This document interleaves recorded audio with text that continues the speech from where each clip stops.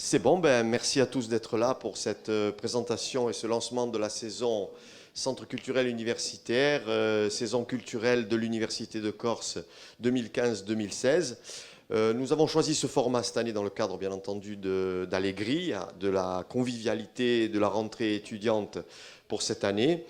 Ce moment est un moment à la fois de convivialité, de présentation, mais aussi de conférence de presse. Donc je remercie la presse d'être là, Corse Matin, et puis le service communication, qui de toute façon nous a aidés dans la mise en place de cette présentation. Bienvenue à tous. Merci au Crous d'être représenté ici, d'être là avec Madame Marchione, et merci au vice-président de la vie universitaire, Thierry-Antoine Santoni, d'être avec nous, et puis à tous les collègues, j'espère que je n'oublie personne, et les amis qui sont là.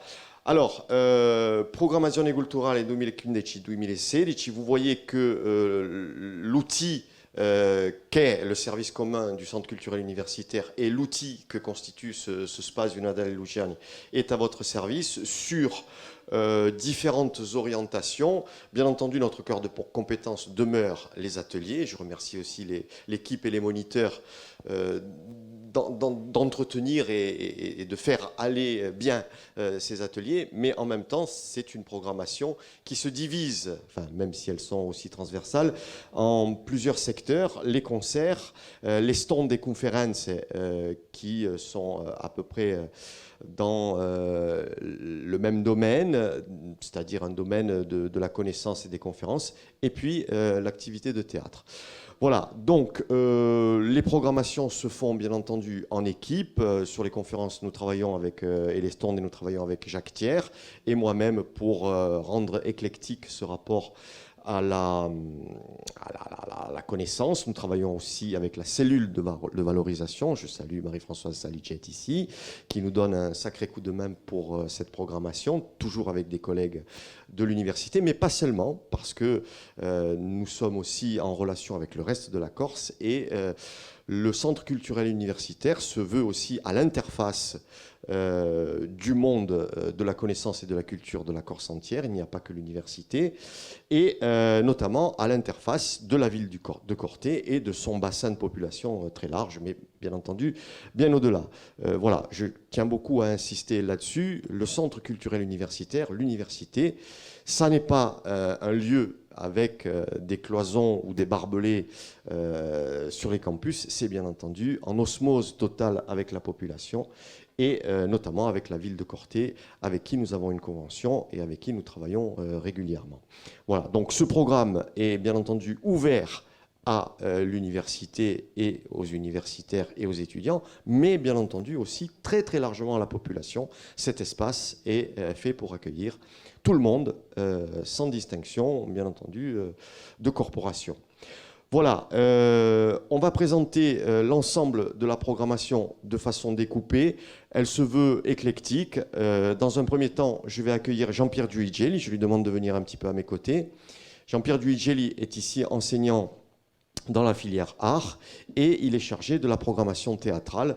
Il va nous la présenter, vous l'avez sous les yeux ici pour cette saison 2015-2016. Il va nous la présenter en 2 mots et nous avons choisi aussi pour cette présentation une façon ludique et agréable pour vous mettre un petit peu en appétit. Chaque fois, nous accueillerons des intervenants où nous présenterons quelques échantillons. Ici, ce sera 2 sketchs en avant-première de la programmation. Je te laisse quelques minutes seulement la parole pour nous présenter cet ensemble-là. Et ensuite, nous verrons 2 sketchs, je crois, enfin 2 sketchs, 2 échantillons, 2 extraits pour lancer cette programmation. Merci à toi, Jean-Pierre. Merci Alain. Buonasera a tutti.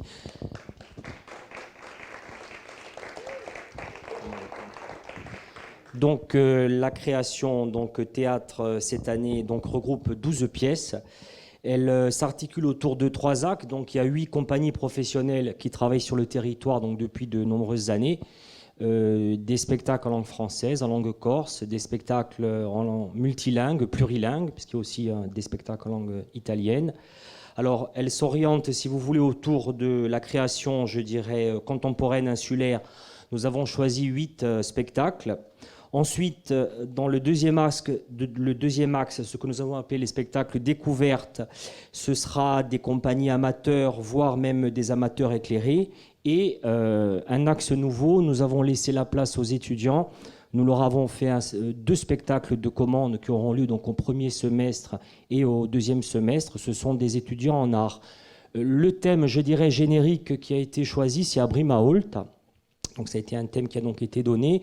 Les étudiants, en rapport avec les étudiants, avec les enseignants, pardon, qui sont là présents, comme Marie Murcia, qui est comédienne, Corinne Mattei et d'autres enseignants, vont donc travailler sur un travail d'écriture et de texte, et ensuite vont réaliser, je dirais, un spectacle à la mi-décembre et ensuite au mois d'avril-mai.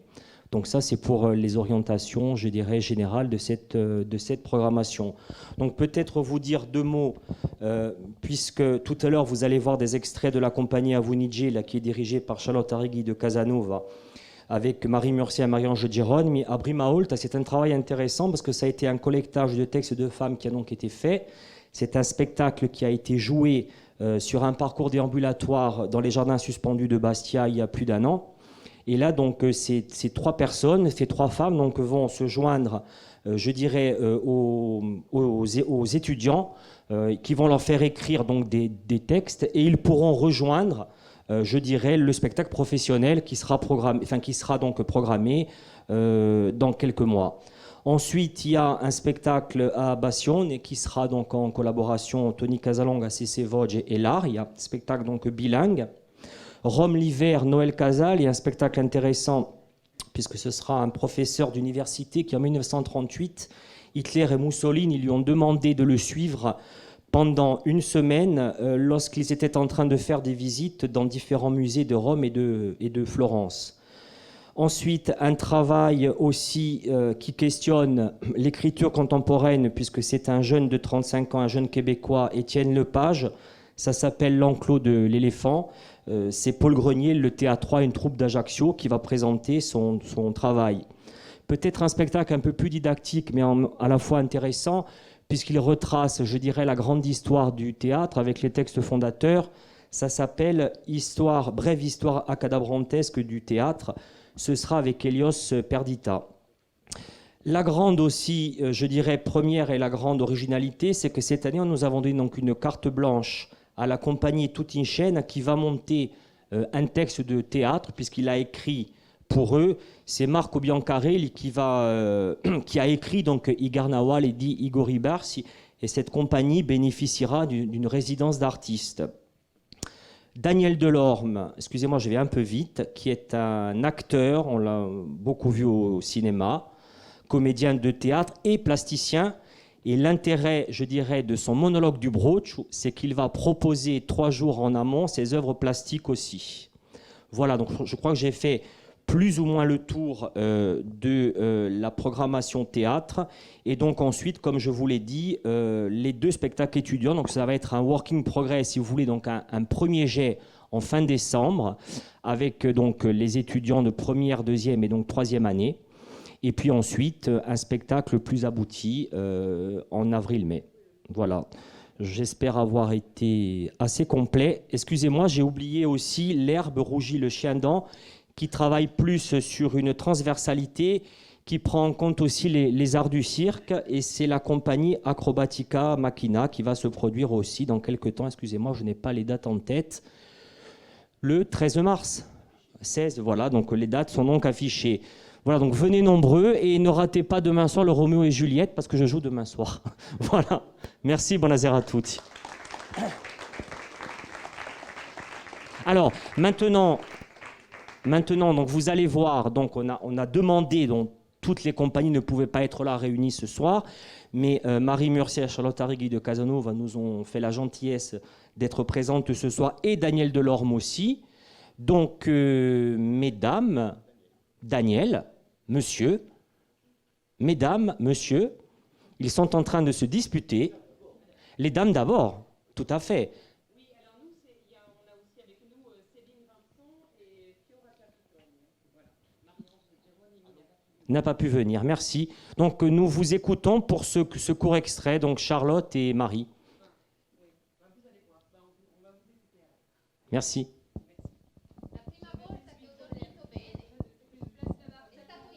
Fino ad allora non sapevo cosa volesse dire dormire bene. Come saperlo? Dormivo come potevo, male. Mi svegliavo 3, 4, 5 volte per notte, sempre fatica ad addormentarmi. Le idee che girano, svolazzano, si scontrano. Contare le pecore, ve lo dico, non funziona. In ogni caso, non con me. Ho provato di tutto, i libri, la TV, le tisane, tutto, tranne i farmacini. Quelli no, non fanno per me. Ed ecco che ieri ho dormito bene, molto bene. È stato incredibile e a lungo, per di più. Anche da piccola sembrava che dormissi con gli occhi aperti. In effetti, la notte mi sono sempre segretamente detta che preferivo essere svegliata nel caso fosse successo qualcosa di bello che non avrei voluto perdermi, o qualcosa di brutto, come un furto, un principio di incendio, non so, o degli spiriti. Oh, su, non ridete, non si sa mai. Ma ieri mi sono coricata. È stato pazzesco. Mi sono addormentata dolcemente, asciambellata nel mio letto e mi sono svegliata fino al mattino, coi raggi di sole che passavano fra le persiane. Ma perché proprio ieri? Jeudi soir, j'avais 18 ans. Je venais de quitter le giron familial pour partir faire mes études à Bordeaux. J'étais en classe de prépa.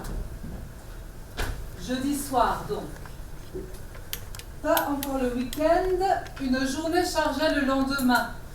Mais l'envie de me détendre un peu me conduit chez une copine pour papoter, discuter, grignoter. Jeudi soir donc. Semaine particulièrement chargée en émotions. Le lundi, j'avais reçu un seau d'eau sur la tête alors que je marchais dans la rue en toute quiétude. Quelqu'un avait dû arroser ses fleurs de façon un peu excessive. J'excluais toute autre explication. Le mardi, j'avais vu un rat qui flirtait en bas de chez moi. Et le mercredi, le locataire d'en face m'avait dit gentiment « Merci de bien veiller à fermer la porte lorsque vous rentrez, parce que des junkies viennent s'y shooter. Ils laissent traîner leurs seringues, c'est un peu dangereux, vous comprenez ?» Jeudi soir, donc, j'hésite encore à rentrer chez moi ou à dormir chez Marine, ma copine. Il est 1h du matin et dans un dernier élan, je lui dis « À demain, tant pis s'il faut que je marche encore un peu. Je préfère me réveiller chez moi, tranquille, sous la douche, avant de me rendre en cours le lendemain. » 40 minutes à sillonner la ville. J'arrive dans ma rue. Devant mon immeuble, une silhouette. C'est quoi ça encore? Ma semaine me revenait en tête, le seau d'eau, les rats, les junkies. C'était quoi ça? C'est qui cet individu qui fait le pied de grue en bas de chez moi? J'ai pas envie de ça. Le problème, c'est que je place la barre tellement haute que je me retrouve toute seule. À bientôt 50 ans, je n'ai dans mon entourage proche aucune amitié qui date de plus d'1 an. Pourtant, je me lie aux autres avec une facilité déroutante. Je rentre dans leur vie par la grande porte. On me prête toutes sortes de vertus qui guérissent miraculeusement des failles, des bosses de la vie, des fractures émotionnelles et des égos rabougris. Mais le temps joue contre moi. Il me démasque.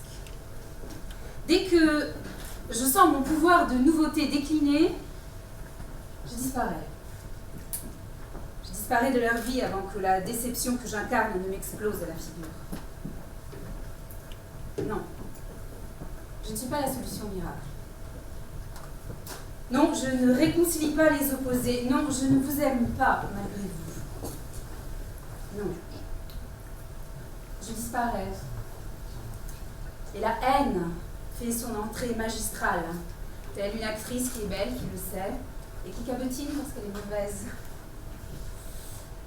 Bon, c'est la merde.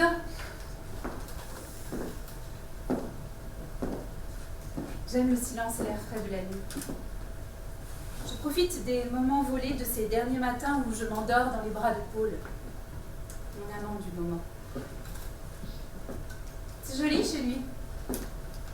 Je n'ai pas trop menti à Paul. Je ne pouvais pas parce que c'est mon voisin et que depuis le temps il me cerne assez bien. J'aime qu'il ne me demande rien. J'ai peut-être un début de chance. Je ne vais faire aucun effort. Pour la première fois de ma vie. Ne pas séduire. Oui. Ne pas chercher à plaire, à satisfaire, à combler ou à faire rêver. Ne rien faire. Ne pas bouger. Juste respirer. Juste profiter de l'air frais de la nuit. Dans ses bras. Et voir si je reste en vie.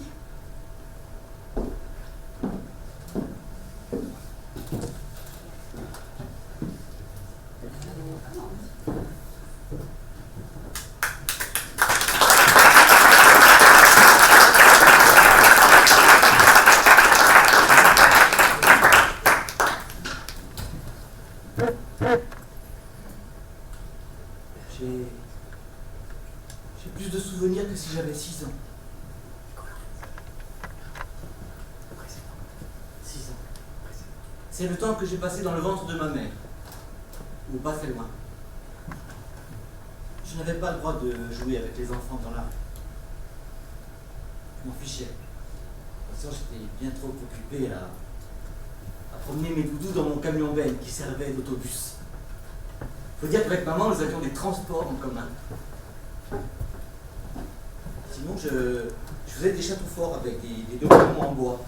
Et puis avec les figurines qu'on offrait avec la lessive, les petits bonhommes en plastique, je ferais d'immenses traversées du désert, de la table de la salle à manger. Les plis de la nappe faisaient des dunes. La table ronde était un monde. Le monde. Et au bout du monde, il y avait la terre promise, la fenêtre qui donnait sur la mer.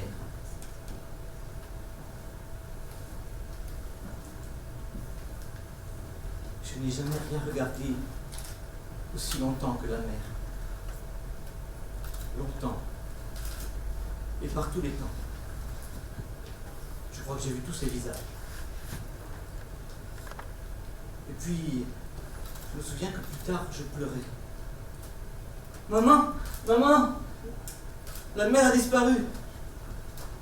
Mais non, chérie, elle n'a pas disparu. Il fait nuit. Ah, il fait nuit. Et puis enfin arrivait l'été. Ah, l'été. J'embrassais l'aube d'été. L'odeur iodée de la plage de Figadio m'enivrait. Les pierres brûlantes râlaient sous mes pieds nus. Et je connaissais chaque rocher par son prénom.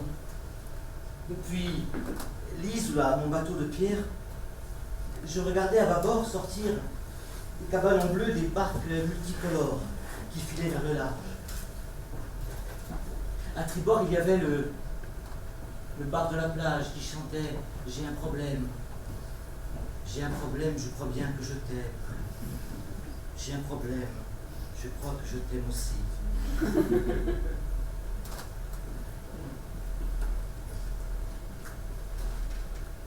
Si ça n'est pas vraiment l'amour, ça y ressemble. Quand je m'éloigne, toi tu te rapproches un peu. Si ce n'est pas vraiment l'amour de vivre ensemble, Ça lui ressemble tant que c'est peut-être mieux. Ça lui ressemble tant que c'est peut-être mieux. J'ai un problème avec cette phrase. Ça fait 40 ans que j'essaie de la comprendre. J'en ai parlé à un ami qui est comédien sur Paris et qui suit le psychanalyse depuis 40 ans. Il m'a dit de ne pas m'inquiéter.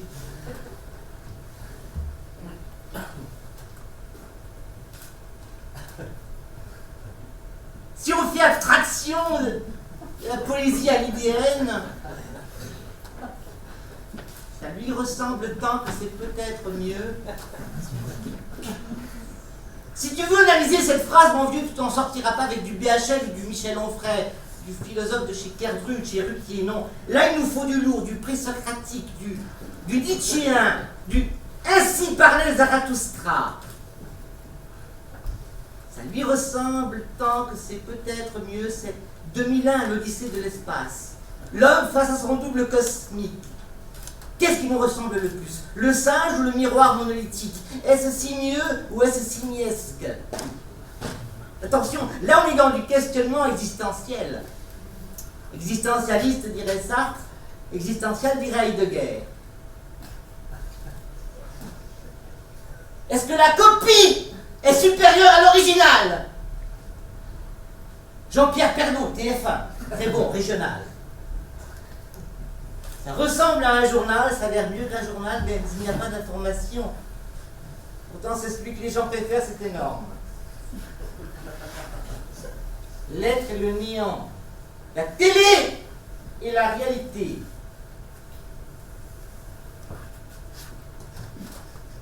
Nous sommes arrivés, mesdames et messieurs, à l'époque paroxystique de la confusion entre le visible et l'intelligible.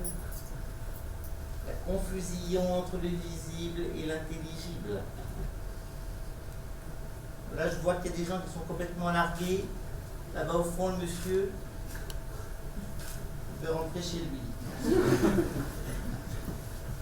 Ça lui ressemble tant que c'est peut-être mieux. C'est Roland Barthes qui en parle le mieux dans les fragments d'un discours amoureux. Il évoque la contre-image de l'objet aimé. Oui, bien sûr, chérie, je t'aime, je t'adore, mais est-ce que je ne serais pas mieux avec quelqu'un qui te ressemble? Ta sœur, par exemple? Ou Shakira? S'habille exactement comme toi, comme une tepue, mais elle, ça lui va. Te ressemble tant et c'est peut-être mieux. Je te quitte et c'est peut-être mieux et ça nous ressemble. Enfin, cette phrase, c'est du pur Johnny.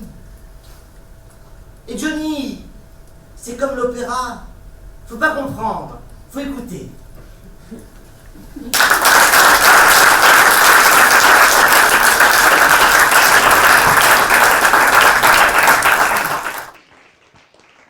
Merci beaucoup à l'ensemble des comédiens d'abord de vous être déplacés pour la circonstance, puisque ce ne sont que de courts extraits, mais je crois que ça nous met vraiment en appétit à tous les égards pour suivre la programmation théâtrale menée de main de maître par Jean-Pierre Duvigier. Merci. On va passer au second volet de cette présentation, si tu veux bien. Voilà. Celle-là, je vais la présenter tout seul. Jacques Thiers s'excuse pour ce soir. Il a eu des obligations familiales impératives. Mais sachez que dans la mission qui lui a été donnée à l'université, dans son éméritat, il a toute la partie Stonde de ce programme de conférence. Je ne vais pas les détailler, mais vous voyez qu'on a essayé d'être éclectique dans la connaissance, d'aller de la linguistique à la biologie marine, en passant par les arts, etc. etc. Quelques changements, oui, c'est toujours difficile de fixer sur le papier une programmation, des impondérables finissent par se présenter. Donc nous changeons un petit peu. Vanda Mastor, qui était prévu dans le cadre de Linguimondi le mardi 29 septembre, s'est malheureusement cassé le pied. Professeure de constitution à Toulouse, elle était prévue pour parler de co-officialité et de droit constitutionnel sur les aspects linguistiques. Nous la remplacerons un petit peu au pied levé avec Sébastien Queneau et Jacques Thiers ce jour-là. J'aurai le plaisir de présenter son article pour évoquer un petit peu l'ensemble de ses contenus de façon résumée. Et ensuite, Sébastien Queneau et Jacques Thiers réagiront. Et je pense que nous aurons aussi le plaisir d'avoir dans la salle Romain Colonne et François Viangal pour venir justement apporter leur éclairage à ce moment. Donc ce sera de toute façon un thème conservé. Quelques changements aussi sur les déchets marins en Méditerranée de François Galgagne qui est reporté au second semestre. Et enfin, un changement de titre que nous allons évoquer tout à l'heure avec Anne Alessandri dans quelques secondes. Sinon, nous parlerons de la Gallour, nous parlerons littérature avec Marie-Hélène Ferrandini, nous accueillerons de la poésie avec Patrizia Catacecca et d'autres, du théâtre en Stonde, de l'histoire avec Aléria, etc., etc. Donc, pour présenter cette programmation et pour nous mettre en appétit, j'ai demandé à 2 collègues, à 2 acteurs de la vie culturelle de venir présenter un petit peu, en quelques minutes, leurs propos. La première que j'accueille, je la remercie d'être là, c'est Anne Alessandri, directrice du FRAC, du Fonds régional d'art contemporain en Corse. Elle nous fait le plaisir d'être là et c'est pour montrer aussi, elle symbolise un petit peu notre ancrage sur la région, sur la ville de Corté. Et alors, le titre a un petit peu changé. Anne, on va projeter la diapo suivante. Tu peux venir avec nous quelques minutes, nous dire 2 mots. Je crois que je n'ai pas fait d'erreur en présentant cette diapo et sur le fond. Voilà, juste 2 mots et encore merci d'avoir accepté de participer à notre programmation en tant que présence à Corté, mais aussi présence régionale. Merci Alain. Vous n'allez pas me demander de faire un sketch parce que bon, alors oui, je vais parler de. J'ai changé le titre parce que il me semblait que c'était important de présenter la collection dans son lien avec son territoire. Donc tous les FRAC, les fonds régionaux d'art contemporain, ont un projet particulier. Et je l'ai dit il y a peu de temps, peut-être que pour la Corse, c'est peut-être plus simple puisqu'on est un territoire qui a une identité tellement forte. Donc mon intervention, ça sera de parler de la collection, mais surtout de montrer à quel point elle a son ancrage dans ce contexte et combien elle crée des liens avec ce qui nous occupe le plus, c'est-à-dire les questions de territoire, d'identité et aussi la vaste question du paysage. J'espère pouvoir venir avec 2 artistes qui pourront parler de leur expérience avec nous et aussi de leur expérience à l'intérieur du FRAC, puisque certains ont fait partie des conseils d'experts pour le choix des œuvres. C'est une collection qui n'est pas aussi connue qu'elle pourrait l'être, mais heureusement, elle est de plus en plus diffusée grâce à d'excellents partenariats. Et le dernier en date, c'est celui que nous avons fait avec Bonifacio. Et voilà. 12 500 entrées pour l'expo du FRAC. Voilà. Donc on a l'occasion de montrer cette collection sous différents aspects, puisqu'elle a des lignes historiques et puis des lignes thématiques. Et puis bon, ce sera aussi l'occasion de montrer que les œuvres ne sont pas obscures et loin de nous, mais au contraire, qu'elles s'adressent à chacun et qu'elles font appel à ce que nous avons de plus vivant et de plus immédiat de notre culture. Merci Anne, je crois qu'on peut l'applaudir. Merci. Et donc, rendez-vous tout début décembre pour justement découvrir et nous ouvrir à l'art et à l'art contemporain en particulier. Les conférences de l'université, c'est aussi des collègues de l'université. Je remercie encore une fois la cellule de valorisation de nous aider dans ces choix programmatiques. Et j'accueille maintenant, diapo suivante si tu veux bien Nicolas, j'accueille maintenant Pascal Auberti qui va nous dire 2 mots. Pascal Auberti, bien entendu, maître de conférence HDR à la faculté de sciences économiques, spécialiste des aires marines protégées. Il fait le lien entre les sciences économiques et les sciences de biologie marine. Et c'est ce qui nous intéresse au premier chef parce que, bien entendu, la transversalité est toujours très, comment dirais-je, positive dans le monde de la science. Après, ça se discute, mais on ne va pas se faire un débat épistémologique ce soir. Merci de venir participer à cette programmation et avec cette diapo, nous dire 2 mots sur ce que tu vas nous présenter le mardi 19 avril à 14h exactement. Merci beaucoup Alain pour cette invitation. Oui, effectivement, donc on anticipe un peu, puis c'est pour avril. Cela dit, c'est quand même bien près à l'esprit. Je ne ferai pas de sketch. Je ne suis pas artiste, mais il y a peut-être une dimension artistique présente dans le paysage, notamment à l'extrême sud de Bonifacio. Donc la thématique concerne en fait l'objectif de développement durable, dont on parle beaucoup. Comment on peut finalement le concrétiser dans certains territoires de gestion environnementale, et en l'occurrence dans les réserves naturelles, marines. Il faut savoir notamment que la région Corse a une compétence dans ce domaine, puisque c'est la seule de France qui peut créer, outre les réserves naturelles classiques, des réserves naturelles territoriales, qu'on appelle réserves naturelles de Corse. Il y en a beaucoup qui sont en projet. Donc c'est un outil qui va s'étendre. En ce sens-là, ça concerne un petit peu l'ensemble de l'île et son avenir. Plus largement, ça fait le lien avec des espaces dans la Méditerranée aussi, puisque également ce genre de territoire existe par ailleurs. Alors bien sûr, le développement durable, c'est un objectif qui se veut multidimensionnel. On est dans la transversalité, dans la complexité. Il s'agit à la fois de concilier l'activité économique, il faut la maintenir dans ces espaces. Il faut satisfaire les besoins en biens et services des consommateurs, maintenir l'activité notamment par exemple des pêcheurs, des socioprofessionnels du territoire marin, mais sans pour autant que effectivement, la nature soit effectivement impactée négativement par la pression, notamment économique, touristique, puisqu'il faut savoir que les réserves naturelles sont très attractives. C'est un peu comme un label finalement d'afficher qu'un territoire est une réserve. Automatiquement, ça attire une masse de touristes supplémentaires. Donc l'effet réserve est positif, certes au niveau économique, et il est au niveau écologique, puisqu'il y a une démonstration scientifique. Ce sont aussi des laboratoires scientifiques d'études, ces réserves naturelles. Et on voit que dans les zones de ce type qui sont protégées, il y a par exemple sur la ressource halieutique des effets considérables. En gros, en moyenne, des densités 7 fois supérieures par rapport aux espaces qui ne sont pas protégés. Donc ces densités supplémentaires sont un bénéfice pour l'écosystème, pour la biodiversité certes, mais aussi pour les usagers, ne serait-ce que la pêche récréative, la pêche artisanale professionnelle. Donc c'est vraiment du win-win, du gagnant-gagnant à la fois pour la nature, mais aussi pour les usagers. Pour autant, il y a dans ces territoires, je dirais, des règles d'usage de l'environnement.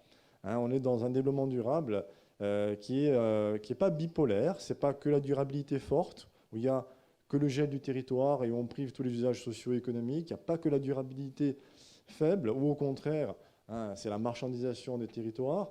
Il y a des formes mixtes de contrôle des usages, comme ce qu'on appelle des zones de non-prélèvement, no-take area. Notamment, par exemple, les pêcheurs eux-mêmes ont créé des cantonnements où ils laissent le repos biologique des espèces se réaliser. Ils ne pêchent jamais dans ces lieux-là. Dans l'entour, il y a des bénéfices immédiats avec d'autres territoires comme ce qu'on appelle des zones de protection renforcée, là où on est davantage dans la mixité dans la relation à la nature plus élargie. Et puis il y a carrément des zones de libre exploitation. C'est un peu une trichotomie, je dirais un répertoire en trois types d'espaces qui est formaté pour justement aller vers ces compromis entre les dimensions du développement durable. Voilà. Alors ça, j'en laisse un peu pour avril.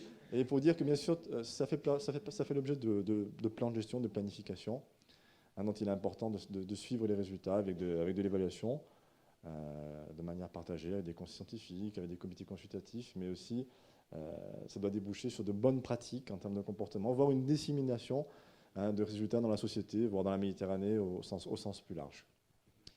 Merci Pascal pour cette présentation plus que complète qui nous a mis bien dans le thème. Je signale aussi la conférence de Vanina Pasqualini dans le cadre de cette programmation, plutôt sur les espaces lagunaires en Corse. Voilà, donc la biologie marine a toute sa place, la biologie, toutes les sciences ont bien entendu leur place. On ne peut pas faire toutes les disciplines une par une et tous les thèmes, mais on essaye de faire des choix qui soient pertinents. Cette thématique-là des aires marines protégées est éminemment importante. On va passer au dernier volet. La programmation musicale. Et j'appelle avec moi ici Nicolas Sorbe, puisque voilà, s'affiche un ensemble de concerts qui auront lieu ici dans cette salle. Il y a déjà une grande histoire de ce space zulugien. Sous la houlette pas de chef d'orchestre, mais de programmateur et aussi, bien entendu, d'acteur, de Nicolas Sorbe, qui, depuis combien de temps, s'occupe de cette programmation? Ogni pochi anni. Allora, una programmazione quest'anno in cui 12 concerti da settembre a aprile, è stata fatta questa programmazione avendo in capo, avendo in mente chi ha funzione principale dell'università e a formazioni. Qui si tratta di una formazione di consumo di cultura, dunque diamo roba culturale da mangiare, da consumare ai studenti e dopo faranno idea o scelta più tardi oppure avanti per ciò che voleranno consumare. Dunque, per consumazione, per il consumo qui c'è diversità a ogni livello. Per esempio, cominceremo in quei mantini che voi conoscete, anche quest'anno in più festeggiano 30 anni di canto, di creazioni, di risa, e compiamo in cui partiamo canto sacro, canto profano, in polifonia. Dunque, vediamo bene qui lo scarto di stile. A livello di polifonia troveremo di nuovo l'insieme vocali soli tutti. Qui è un progetto che ci è stato presentato e siamo stati conquisti subito da un progetto magnifico. Lo spettacolo è partito da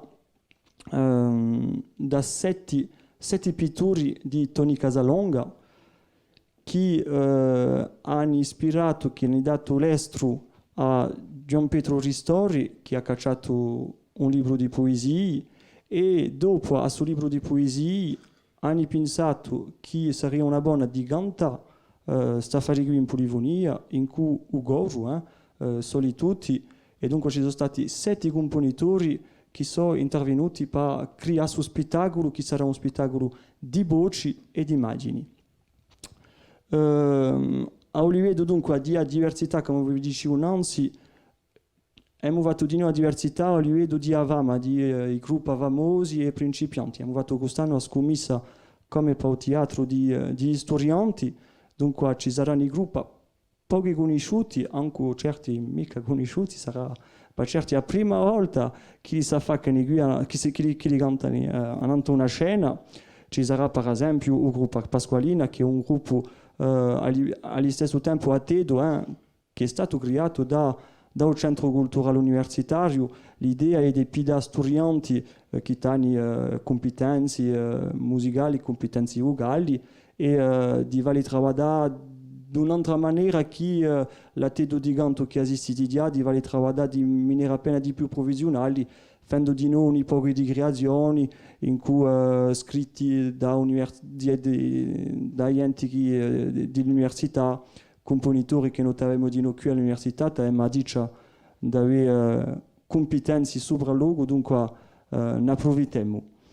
Scommessa di noi in cui scoparta saranno 3 gruppi o cantarina, che è Carlotta Rini, che sa fa carrà, ci sarà di nuovo un gruppo Aviacola e ci sarà un gruppo di rock The Shots.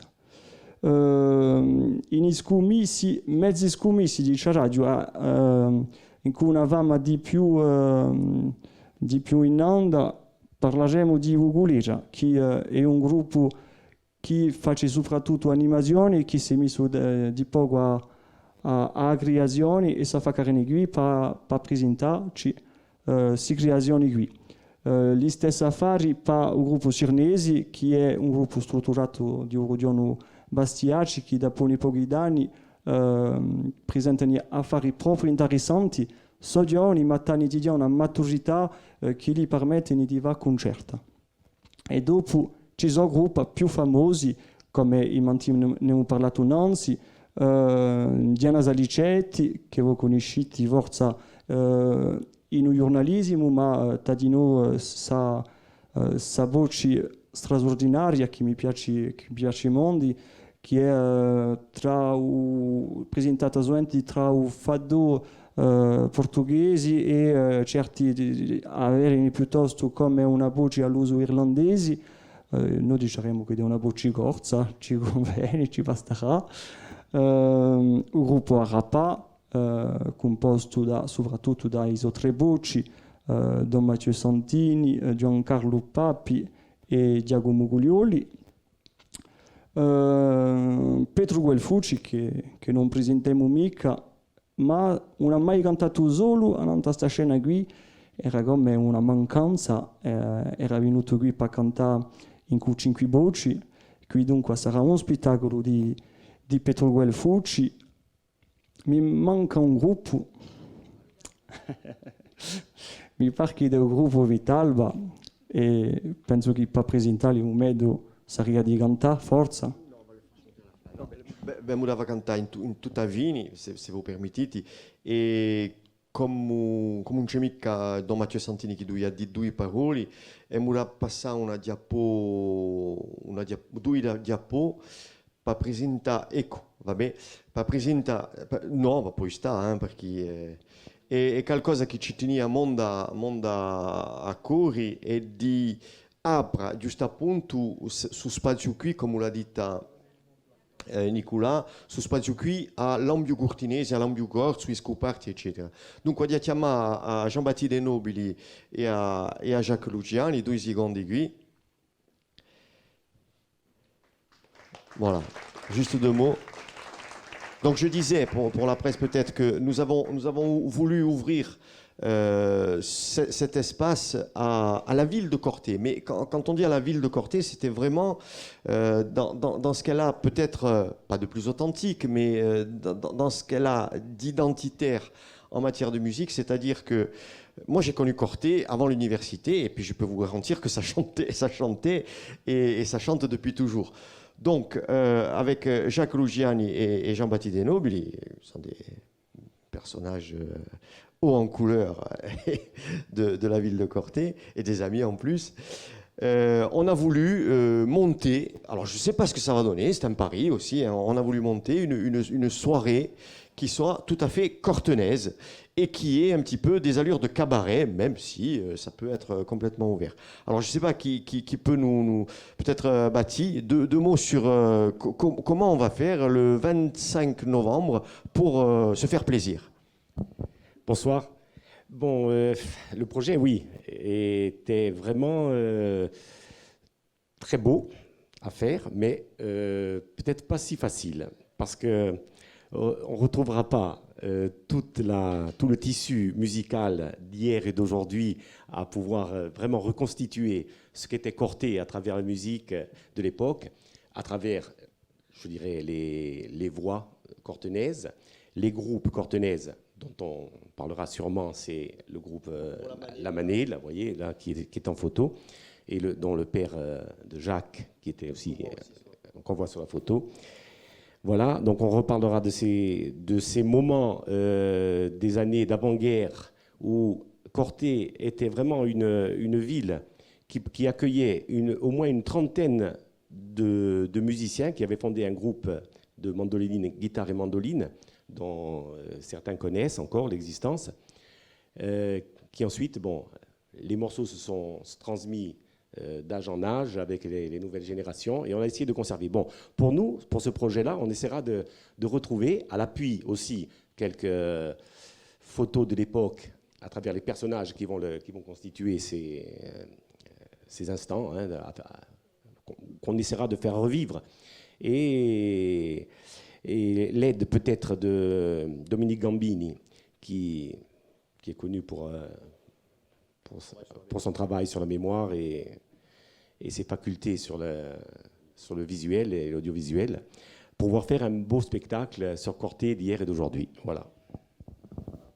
Vous voulez dire quelque chose, non, Jacques?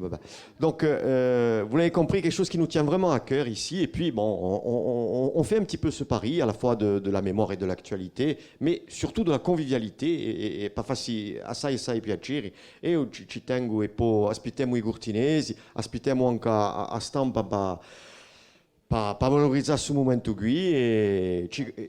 E Vitalba, si sa che sono cortinesi, e giusto appunto la transizione è fatta, posto che il gruppo Vitalba ci ha fatto piacere essere qui stasera. Stasera vuol dire di noi che ci fa molto piacere in una serata che noi troveremo a partasi da 8 ore e mezzo circa, dopo un piccolo pranzo che sarà servito qui sotto lo spazio. E in tutti i casi a ringraziare Caponanzi e l'appuntamento è preso. È chiappo, è chiappo.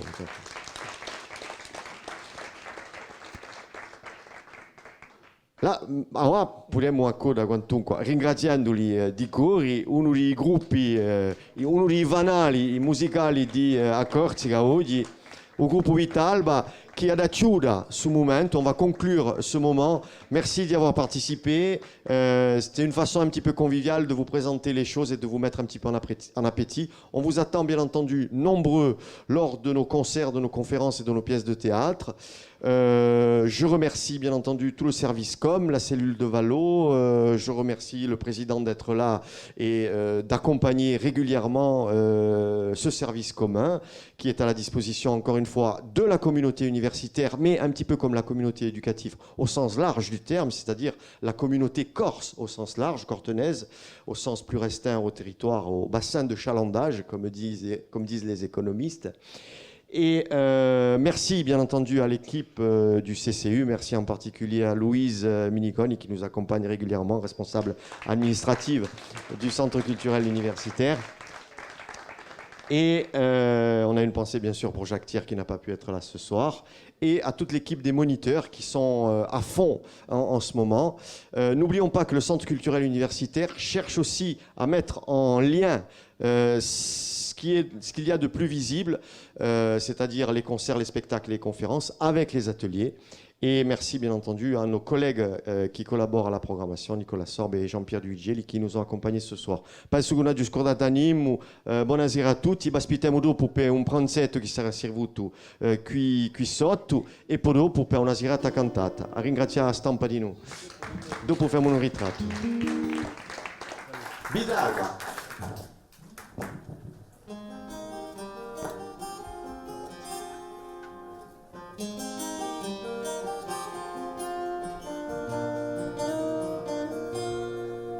Sans avessi mulierli me, caccia tutta tristezza, Dio le colore vagine, che stombre isolezza, sans avessi alleluia.